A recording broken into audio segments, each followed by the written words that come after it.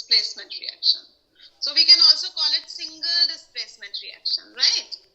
Single displacement reactions are those reactions in which an element displaces another element from its compound. So, what are single displacement reactions? These are those reactions in which an element, here we are considering zinc, displaces another element from its compound. Now just see, this copper is bonded with sulfate. So it is copper sulfate. So from here, zinc will displace copper. So these type of reactions, they are called single displacement reactions. So what's happening here? Zinc, which is a reactive element, or we can say which is a reactive metal, it displaces another metal which is not so reactive. If we compare it with zinc, it is not so reactive. So zinc is able to displace copper from copper sulfate, right? So when zinc displaces copper from copper sulfate, another compound is formed, that is zinc sulfate, and copper is left alone. So we can understand it in the form of a story also. Zinc is a naughty child. Zinc is a child who is very social, while copper is an introvert. So what happens? Copper is friendly with sulfate, right? Now, this zinc, because it is more extrovert, more social, so what zinc will do? Zinc will displace copper, or will break the friendship between copper and sulfate. And thus, zinc will become a friend of sulfate, here forming zinc sulfate, and copper will be left alone. Oh my God, this copper, bichara. Oh God, very, very sad. I am left alone. My friendship has been broken. So, this is a very important reaction. And in this reaction, if we consider the color change, then there is a color change also. With the help of this color change, we can identify that the reaction has taken place. Copper sulfate, it is in aqueous state, just see, and its color is blue. When zinc sulfate is formed, it becomes colorless. So colorless zinc sulfate will be formed. So what happens in this reaction? Zinc, when it is put, this zinc solid, we are going to put in copper sulfate solution, then leave it for some time and you will find that the blue color will slowly and slowly fade away, and it will become, the solution will become colorless. And you will be able to see the copper, which is a reddish brown metal. You will be able to see this metal in the test tube, right? So now let's take the next one. The next example is when we add aluminium to copper sulfate. This is also a very important example. Again, here copper sulfate is blue. When you add solid aluminium to it, solid aluminium metal to it, then aluminium sulfate will be formed, which is colorless, and zinc and copper will be also formed. Copper will again be left alone. Bichara copper. Now comes another reaction. Iron. When we add iron to copper sulfate, then also the reaction takes place, but here the color change will be different. Here the color change will be blue to greenish blue or light green.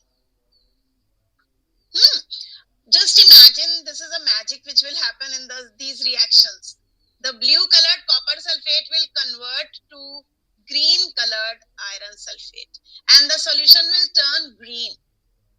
Another reaction, the fourth example is add solid lead to copper chloride, and copper chloride is green in color. So the solution will be green in color. And after some time, lead chloride which will be formed. Because of that, the solution will become colorless. So these are some examples of single displacement reaction.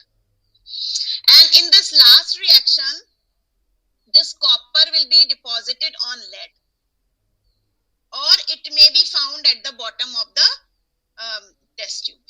So this is about the single displacement reaction examples. I hope everyone has noted it down.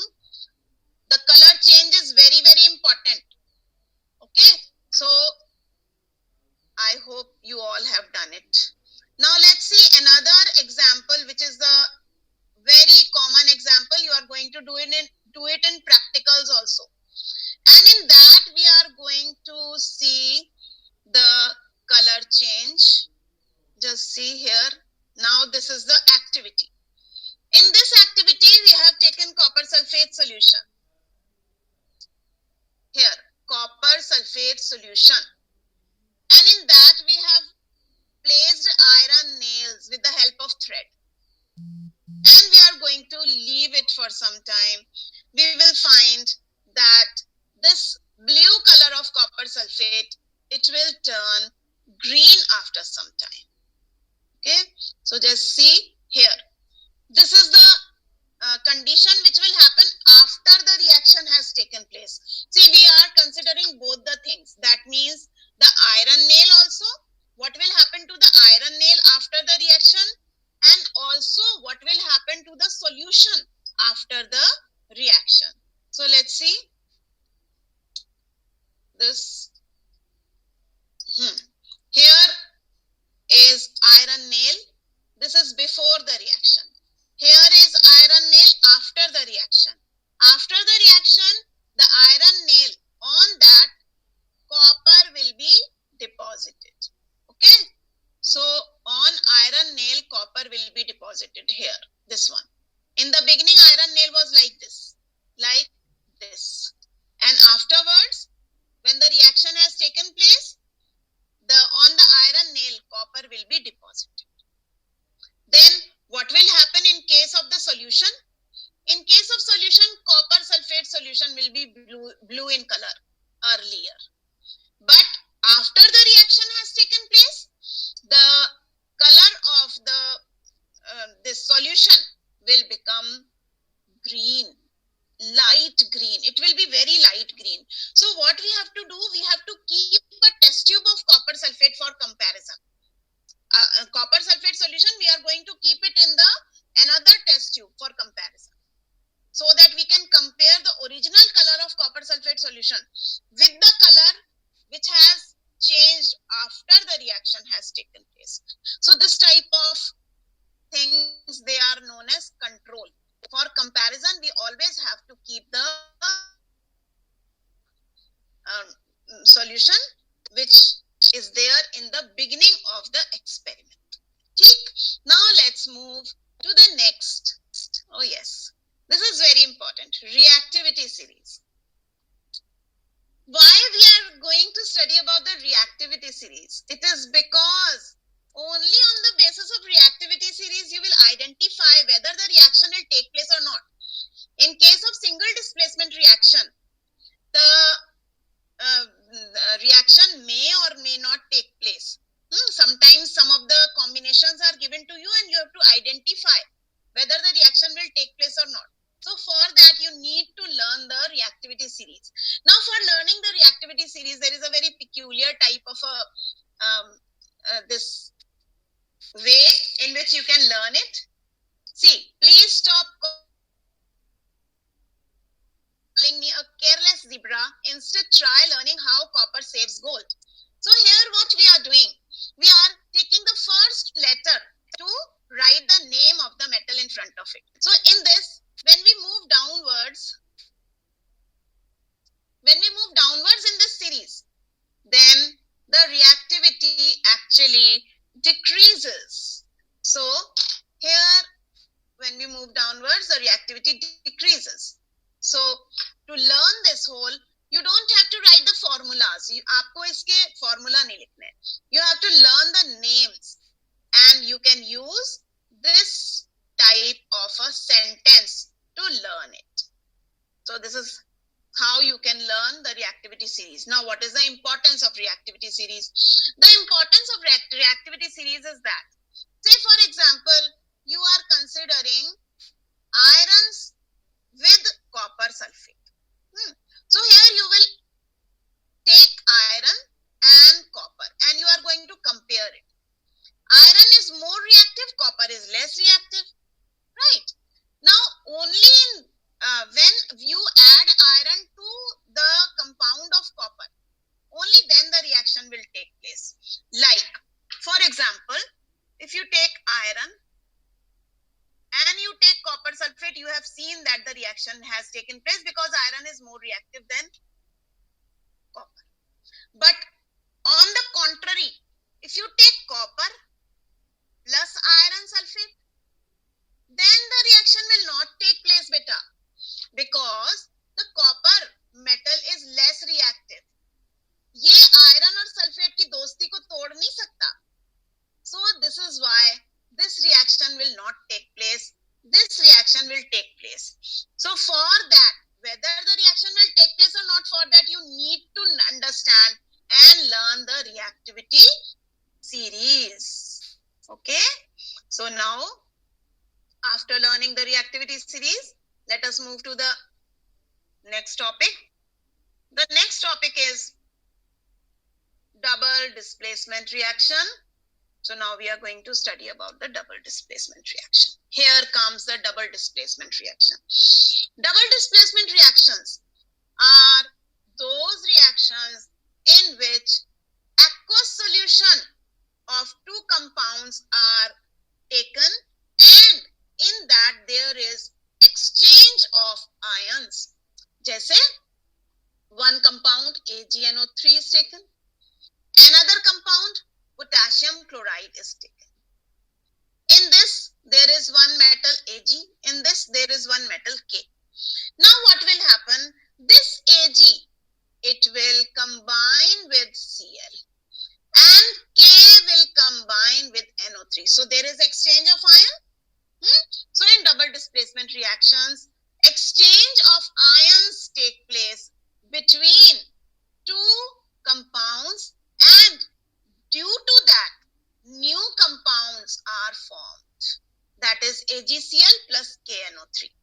Now in this, it's very peculiar type of this double displacement reactions, and in many cases of double displacement reaction, precipitate is also formed. So in this reaction, a precipitate is formed. As soon as you add these two clear solutions, you will find, say for example, one solution, another solution, one is of AgNO3, another is of KCl. As soon as you add both of these, you mix both of these, you will find that a white colored precipitate will be visible. So this is how the double displacement reactions can be identified. Now in the next case also, when you consider the next case, you will find in the next case also that the double displacement reaction take place and a precipitate is formed. A white colored precipitate is formed. Let's see how it take place. In this, there is a very simple thing, that is another salt of silver nitrate. Okay, here also we have taken silver nitrate, and instead of KCl, we are adding HCl. In this case also, a white precipitate is formed. Right? Now comes iron oxide plus HCl. When iron oxide is added to hydrochloric acid, then iron chloride is formed, which makes the whole solution orange colored. And in this is a very peculiar reaction here. Actually, it is a very common reaction also. Here what we are doing, we are taking iron oxide. Iron oxide is the formula of rust. I hope you remember. So this rust, it can be, it can be converted into a solution form with concentrated HCl. So both of these, when you mix, when iron oxide rust, when it is added to concentrated HCl, then the whole solution, it becomes orange colored because of the formation of iron chloride. Right? So this is one reaction. Then let's see another reaction. Another reaction, the next reaction is the reaction of acid with base. See here, reaction of acid with base. Now this is called neutralization reaction. Neutralization reaction. Neutralization reaction means when an acid reacts with a base, it forms water plus salt. So in this reaction you can see that there is no precipitate formation, but still it is a double displacement reaction where hydrogen and OH, they are combining, and Na and Cl are combining. So there is exchange of ions in this case also.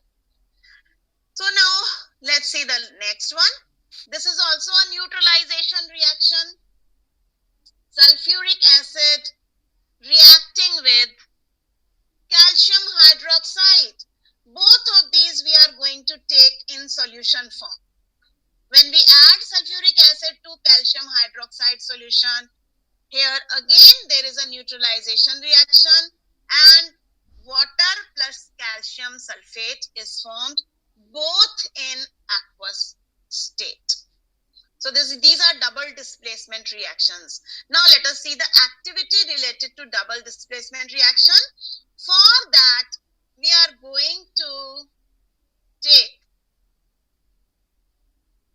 this, a very common reaction which you must have studied in your previous class also, 9th class also, that is barium chloride. Barium chloride plus sodium sulfate. Barium chloride,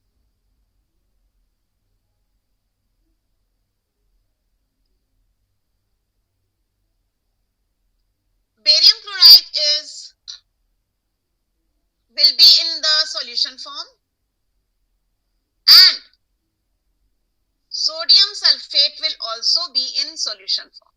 What we will do? We will take two test tubes. In one, we will fill it with barium chloride solution, and the other one we are going to fill it with sodium sulfate solution. When you mix both of these, very brilliant white colored precipitate will be formed due to this mixing. And what will be formed? Barium sulfate will be formed. They both will combine, barium and sulfate. And sodium chloride will be formed. Now let's see this reaction on the whiteboard. We are going to see this reaction in the whiteboard. Barium chloride plus sodium sulfate. So let's see this reaction. Barium chloride plus sodium sulfate. Remember, both of these are in aqueous state. Both are in aqueous state. Aqueous state means solution form. And when the reaction takes place, then barium sulfate is formed and sodium chloride is formed. Now here barium sulfate will be in solid state. Sodium chloride will be in aqueous state. हम सबको पता है sodium chloride dissolves in water. And this barium sulfate, it will be a precipitate. It will be a precipitate. So इसका बन गया precipitate. We are going to show it with the downward arrow. Which colored precipitate? White colored precipitate. You must have observed this in your activity in 9th class. Now in this class also you are going to see this activity. So this is the reaction between the barium chloride and sodium sulfate. So now let's move to the next. There is one more very brilliant reaction, very nice reaction, which is a double displacement reaction. This reaction also you should know. Lead nitrate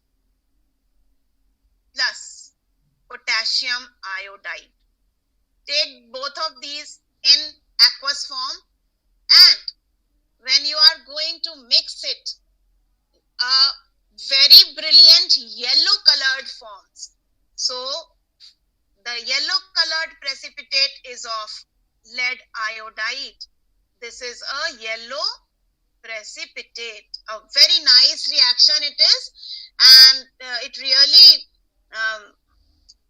makes the students very happy to see that brilliant yellow colored precipitate, because both the test tubes are having the solution, clear solution, and but as soon as you mix, yellow colored precipitate is formed. So lead iodide is formed and potassium nitrate is formed. Potassium nitrate remains in the solution only. So here, this is another double displacement reaction. Now I hope you all must have understood the double displacement reaction also. So let's see the next topic. The next topic will be related to the oxidation and reduction. Now oxidation and reduction we are going to take in the next turn. All of these oxidation and reductions are there, but before that, let us take exercise 2 of your book. Let's talk about this reaction. All of you know about it. A solution of a substance X is used for whitewashing. Name the substance X and write its formula. Write the reaction of the substance X named in first above with water. So a solution of a substance X which is used for whitewashing and which is mixed in water to do that. So that is calcium oxide. What is it? It is calcium oxide.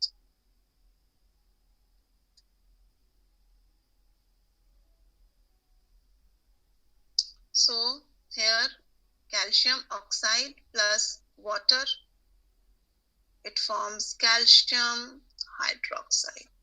So what is X? X is calcium oxide.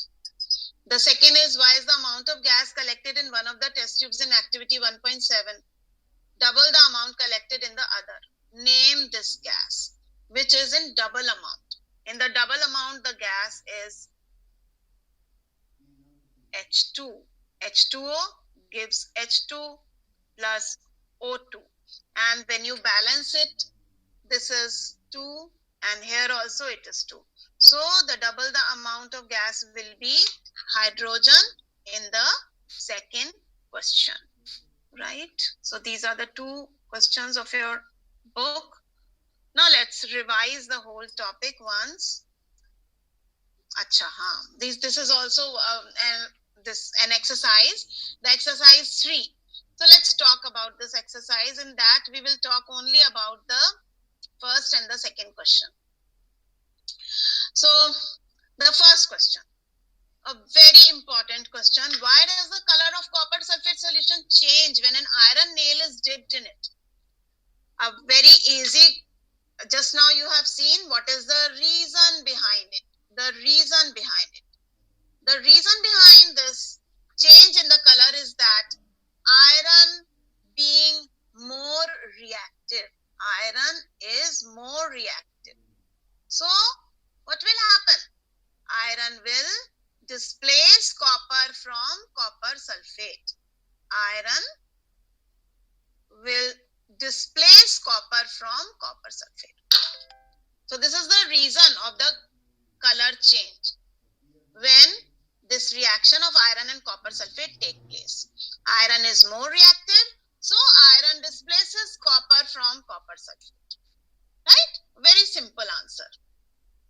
The second question is, give an example of double displacement reaction. There are so many examples which we have discussed today.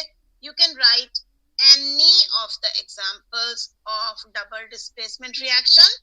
It will be better if you write precipitation reaction. That is also a very good way of doing it.